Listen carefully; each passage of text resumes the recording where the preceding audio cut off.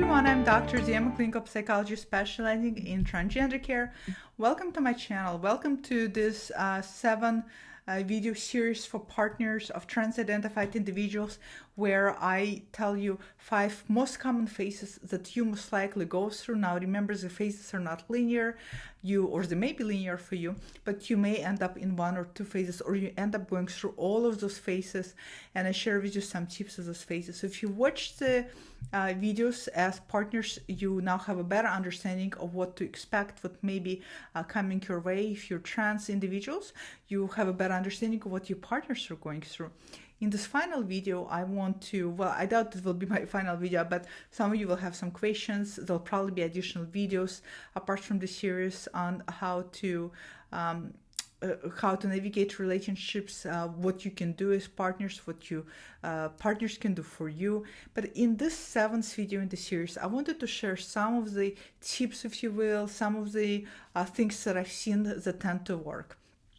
Just to give you some idea. For starters, I want to say that I see a lot of relationship making it. I see a lot of relationships surviving, so to say, transition. And then I see relationships that don't make it. Relationships that I see that tend not to make it through gender transition tend to not make it for 2 primary reasons. Reason number 1, they tend not to make it through gender transition because, well, they just genuinely, you're just realizing that, you know what, this is just not something that's going to work out for me. I'm really not attracted to your new gender expression, gender identity, and it's really important for me in terms of the person that I have to be with. So they just genuinely don't work out. And the other reason why I see relationships don't work out is because they're missing an essential, what I call is essential formula to make sure a relationship can survive. And that is traction plus time. So what do I mean by traction plus time? Time is how long is a relationship. The longer relationships, the more time has been invested in it. Ideally, the more solid relationship is. And traction is another part of the formula. That is how much traction grit your relationship has, which is analogous to emotional bank investment. The happier you had your relationship over a longer period of time, the more you have in your emotional bank. The richer your emotional bank, the more likely you're in a better position to go through challenges and to go through difficult times, such as your partner transitioning.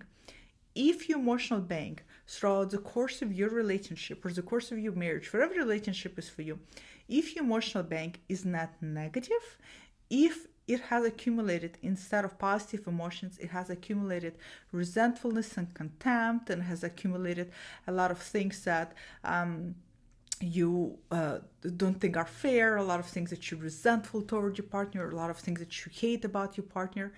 If it's not negative, if you've been fighting a lot, arguing a lot, and already not a happy couple, no matter how long you've been together, chances are relationship is not going to make it through transition. I have never seen relationship making it through transition. Why? Because a partner coming out ends up being that final straw. It's end up being that final straw that just gives that final break to the relationship. So keep in mind, this is really, really important to have those components.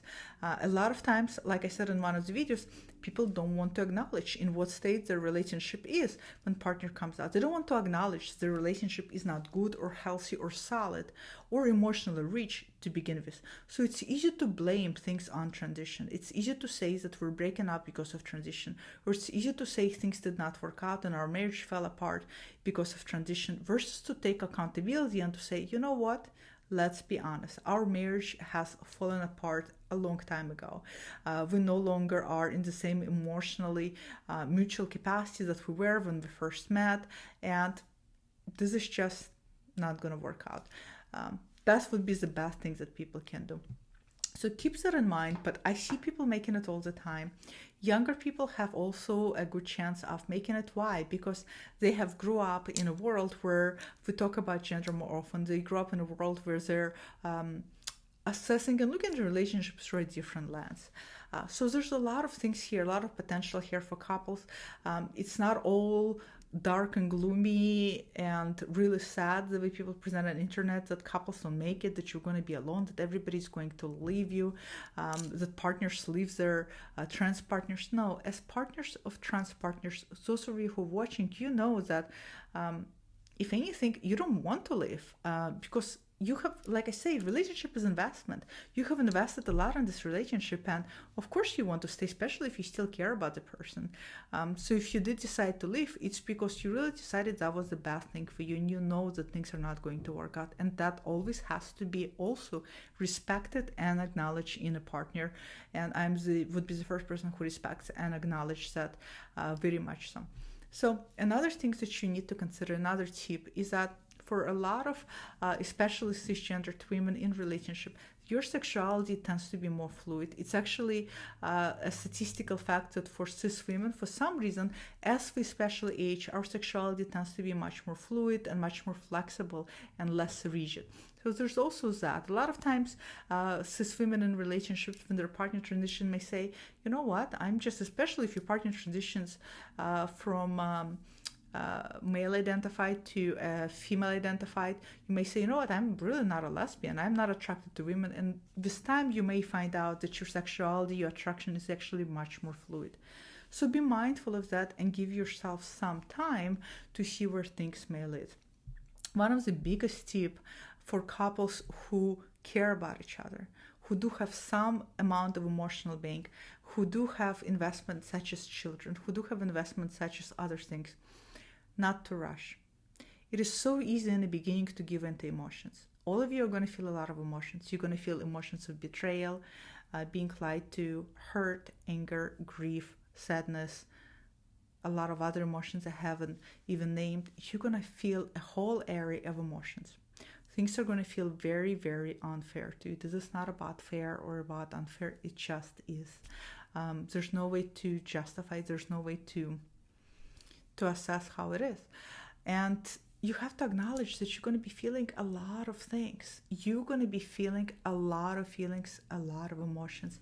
So as a result, it's easy for us as human beings to become intoxicated with those emotions and to make quick decisions arising out of those intoxicated states. And then later, when we are in a less intoxicated state, we're in a much more lucid state to look back and to assess and to feel differently. So I encourage people just to give it time. You'd be surprised how much adaptability I have seen. You'd be surprised. I've seen couples that say, I don't think I can ever be with a woman, or I don't think I can ever be with a man, or I don't think I can ever be with non-binary. This is just not for me. To suddenly, this is the best thing that ever happened to me. We're so much closer. You just don't know. Time, if you invest, think about it this way. By the way, how much time you can give your relationship to see where it's going to take you, only you can decide. I usually say the longer you've been together and the more you have invested and the more positive you think about it, the more time it deserves, right? What's another year? What's another year for you to truly figure out if you still care and you still want to be with this person? What do you have to lose? What you have to gain is true knowing, is truly giving it time and knowing that you offer this relationship what it truly deserves, to see whether it's still in for you. And if it's not, you're going to walk away without any regrets. Like I said in one of the videos, my mom always said it's easy to break a vase, but then when you put ceramic vase back together, you can still see all the cracks. Relationships are like that. It's easy when we're feeling all of these emotions and we're intoxicated to say horrible things to each other. It's easy to get reactive versus responsive. It's easy to say things that are nasty, that are hurtful, that are very painful. We cannot take those things back. When we say those things to our partners, we leave an imprint. This is analogous to the cracks in the vase. And then when we glue it back together, when we do repairs in relationship, the imprint is still there. Those are the wounds that sometimes never goes away. Sometimes the things we say to each other are like throwing tumors around, because they get implanted in our headspace and they start taking life of their own, and we start ruminating on them. So be mindful and be careful what you say to each other during the phase of emotional intoxication. Give yourself time. If you're feeling a lot of things and emotions, and you will feel a lot of things and emotions, the best thing you can do is you can just say, I need a day, I need a two. Maybe I need to make an appointment with a therapist. Maybe if I'm seeing a therapist, I need to call them. Maybe I just need time by myself. But recognize I'm feeling a lot of things coming up for you right now, and I do not want to say things I'm going to regret, and I don't want to say things that are going to hurt both of us. Give me time. Asking for time, communicating, telling each other you need the time is the best thing you can do. It's the best thing you can do in the beginning of the phases I have described, is to be mindful of all of the feelings and emotions that can and do come up, and try not to be reactive. It's going to be hard. A lot of you are going to be reactive. That's just called being a human being. I get it. To this relationship, a lot of you are going to be reactive. Hopefully you'll hear this, and maybe you'll be a little bit less reactive. Maybe you'll be more responsive. So this is one of the biggest tips I can give you, is to give it time. You don't just know how relationships are going to turn out. Don't turn it away immediately. Try to see what's happening for you. As I said in one of the videos, never make a decision to stay in a relationship because you feel pity and because you feel sorry for your trans partner. You're not doing anybody a favor. You're not making it easier for them. You're not making it easier for you. It's not fair to them. It's sure as hell not fair to you. You as a partner have a right to exercise your sense of agency, to exercise your sense of independence. You have a right to make decisions that is best for you, and that is okay. Your trans partner has a right to take care of their health, to go through gender transition, to take all of the steps in order to get in touch with who they really are, and in order to really liberate and free themselves from gender dysphoria, because it is a painful thing and it is not a choice. It is not a choice. Recognize also that your trans partners, the older you've been with them, the longer they've been most likely dealing with gender dysphoria, and that also means that the longer they have given time in order to do everything and anything other than transition.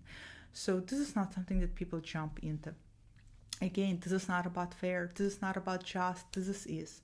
So these are just the best tips that I can come up with, that I've seen in relationships, in terms of the mistakes I see people make, are, like I said, giving up too fast, being too emotionally intoxicated, volatile, things that they later regret, leaving emotional scars on each other that they cannot repair, and it's just not worth it. Recognize you're in waters. You are in turbulent waters. Both of you are. It's hard for both of you. Take care of each other. Practice self-care. Reach out for support.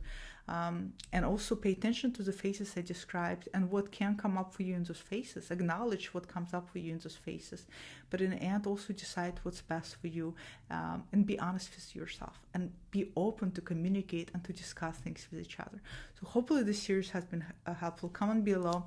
Let me know if you've been through this as a couple. What are the other tips you can offer to other people? What are the other things that you can offer that you found that has been working for you? I truly, truly wish for all of you to stick together. I really wish for every relationship to make it. But I also acknowledge that some relationships are going to fall apart. And to be honest with you, I'm also grateful and happy that they do fall apart, because, no offense, some relationships need to fall apart. They're just not people that work out well for each other. And people don't see that when it's happening, but later on they really see how for the silver lining and things. So the truth is, I really wish people, for all of you as couples, to be honest with each other, honest about what you truly feel. And sometimes you may not know what you truly feel until some time has passes. Like I said, in denial phase, you might be overly supportive. And it's not because you're faking it. It's because you haven't really fully processed and the reality hasn't sunk in. So recognize also that as the trans partners, that they didn't mean to hurt you. It's just that, they just really did not want to lose you, and so they wanted to elicit overly support. Again, none of this is going to feel fair. It's not about fair. It's just about human beings going through human life together, having bumps in the road, and finding a way to deal with those bumps in the road. That's really all it is. It's about us stretching ourselves and being more flexible. It's not about sacrifices. This is not about I sacrifice and I stay with you because I feel sorry for you, or I take your ultimatum and I won't transition because I sacrifice my health for you. it just doesn't work. It's not about sacrifices. I don't believe in sacrifices. I think sacrifice is honesty. Sacrifice is confronting your partner and saying, this is what I feel. I truly feel that I cannot handle this. That's a true sacrifice, is being honest versus pretending or taking on things that you really cannot take. So be honest with each other. Comment below. Let me know where you're at. Let me know whether there are other tips you want to share with other partners. And I'll talk to you all next time. Bye.